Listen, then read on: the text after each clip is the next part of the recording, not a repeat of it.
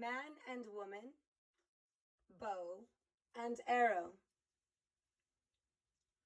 I was privileged to witness two eagles performing their courtship and mating ritual.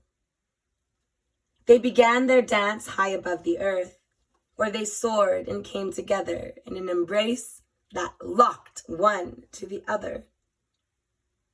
Holding fast to each other, they plummeted toward the land. When I thought they would surely crash into the ground, they let go of one another, gained flight and altitude, and then did it all over again. In utter awe and fascination, I watched this breathtaking aerial display, realizing suddenly that I was watching life keeping itself in balance, while the eagles were fulfilling their purpose and honoring their destiny.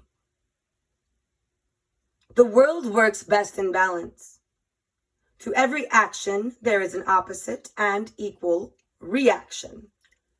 So the scientists say, a dry, unemotional premise that suggests a dynamic truth, up and down, back and forth, night and day, cold and hot, male and female, man and woman.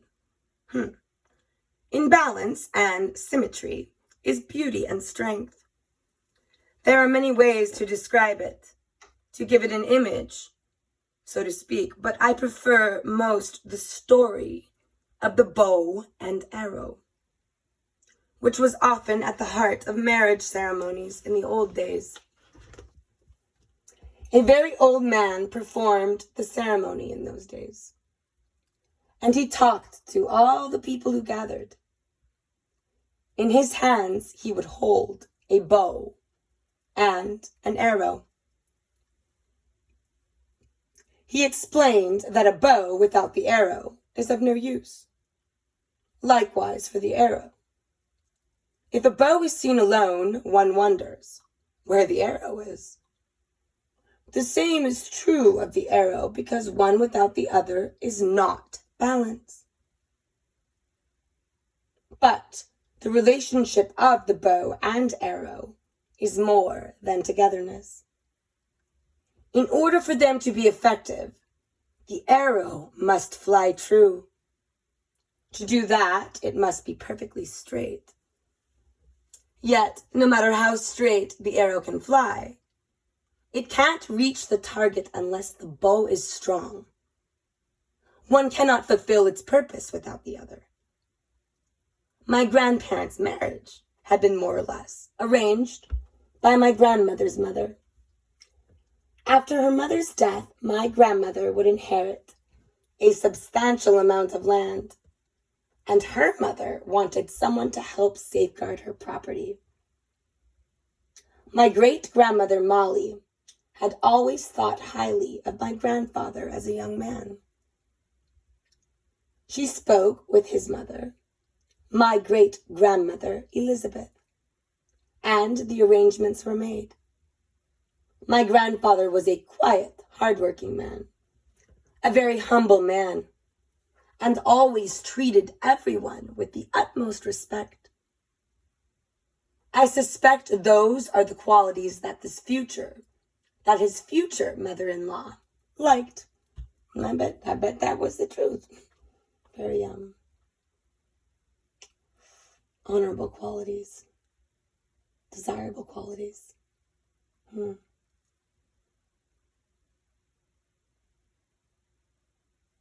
My grandparents were married in 1920, and their marriage lasted until my grandfather died in the year 1975. My maternal grandparents raised me. In effect, I was their third child. If they ever raised their voices at each other, they didn't do it in my presence. They taught me about life, not so much by telling me how to live it, but by showing me. I can think of no other couple, except for my paternal grandparents, who treated each other with more respect firmly rooted in unconditional love. I could never think of one without thinking of the other. I couldn't then, and I can't now. And when they described the relationship of the bow and arrow, they were talking about themselves. If there was any weakness that either of them demonstrated, it was the occasional lost book I saw across my grandfather's face. It's lost look I saw across my grandfather's face in the years after my grandfather died. I didn't realize how much she missed him until 2 days before she died. Standing near the foot of her bed in the hospital, I waited for a nurse to leave. A moment or two after the nurse left, my grandmother turned her head to the left and spoke. "Do you remember the log house by the river?" she said.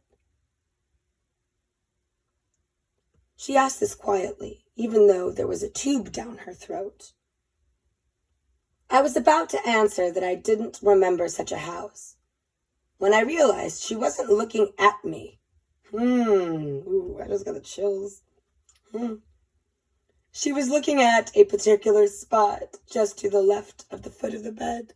Ooh, chills. There was no one there. At least no one I could see. Oh, there was someone there. But no one can tell me that my grandfather wasn't there. No one can convince me that he didn't come for her. No one, not one person can tell me that he wasn't in the room waiting for her when she died early in the morning, 2 days later. We laid my grandmother to rest next to my grandfather. As my brothers and I and our male cousins were filling in the grave, I was suddenly compelled to look skyward. There, high above the cemetery, 2 hawks were soaring together on the wind. My maternal grandparents' wonderful relationship lasted a lifetime. My paternal grandparents were married 55 years before my grandfather Marshall died in 1974. Both couples made a commitment that never wavered, and I know without a doubt that they honestly loved one another. Their commitment went beyond this life, as was the case with a neighbor of mine, nearly 20 years ago in a small town on the Rosebud Reservation. She was a middle-aged widow who had lost her husband to a heart attack. Each summer, on the anniversary of his death, she would rise before dawn and stand on the east side of her house. And as the sun rose, she would sing an honoring song for her husband. And throughout the day, she would take food to all her neighbors in his memory. She never remarried. Would that we could all win such love and commitment. Oh, a ho to that.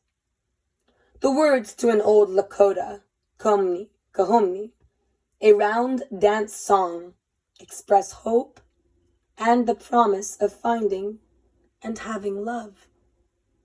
Perhaps of being in balance. My relatives tell me you are asking about me. We will be together soon. Like so many other aspects of our existence, our values, traditions, and our customs, love is all about balance.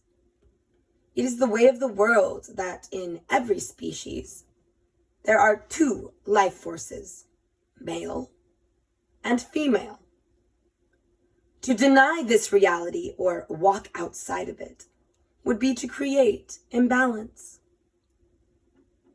To bring a life into this world that is a consequence of lust rather than an offspring of the bond of love between a man and a woman is to give that life a burden that is certainly imbalance. Undeniably, imbalance does occur when someone walks a path outside of the natural order. Even among us, as with every other people the world over, there is homosexuality. But rather than ostracize anyone who treads that path and thereby create further imbalance, we choose tolerance, which often promotes understanding over strife. Among us Lakota, as with many other indigenous cultures, we include a place for homosexuals by not denying them the opportunity to be full-fledged members of the community. So no exclusions. That's unity. Yeah, applies to everything.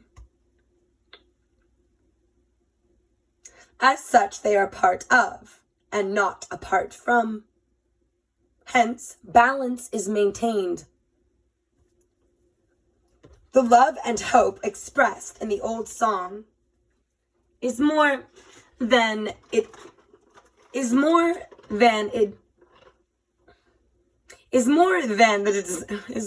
the desire for two people to be together. It's more than that. It also carries with it the hope for balance and harmony. Hope, that verb, with her sleeves rolled up. In a perfect world, two people who truly love one another and are meant for each other are always brought together. But in the real world, we know it doesn't always happen, or that it happens in ways we don't always understand. Oh yeah. In, air quoting here, the story of the Cottonwoods, end of air quote, the husband and wife who eventually stepped aside unselfishly to allow true love to run its course, knew that their sacrifice was the right thing to do, no matter how painful it might have been.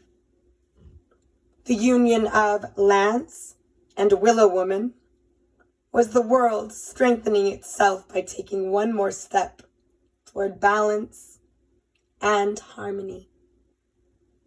And when they lost their lives prematurely, life itself found a way to reward them for their love and devotion and keep itself in balance. The young man in, air quoting here, the story of the flute maker, end of air quote, was understandably devastated when the love of his life spurred him. His pain and anguish gave birth to the flute, and it became the voice of his heartbreak. And when he played, the whole world paused to listen because the young man's loss was not his alone. Cloud without dawn woman was an imbalance like sunrise without sunset, dark without light, up without down, the bow without the arrow. But when dawn woman realized the only course was to follow her heart, balance was restored, and thus the flute became an instrument of hope. Each time a flute sings, though it sings of hope and the promise of happiness, there will always be a tone of sadness to remind us there are always two sides to everything, and the world works best on balance. As an avid archer, I shoot my bows and arrows frequently. My grandfather taught me to handcraft primitive Lakota bows and arrows. A well-made bow and arrow have an aesthetic beauty all their own.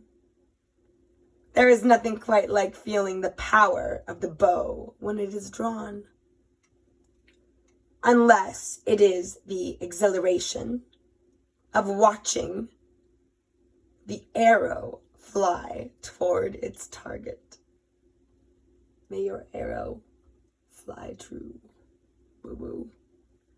It matters not whether one is the bow or the arrow, feminine or masculine, balance. What matters is the mutual purpose they fulfill and the balance they achieve. Aho. The story of man, woman, bow, and arrow. A story of love.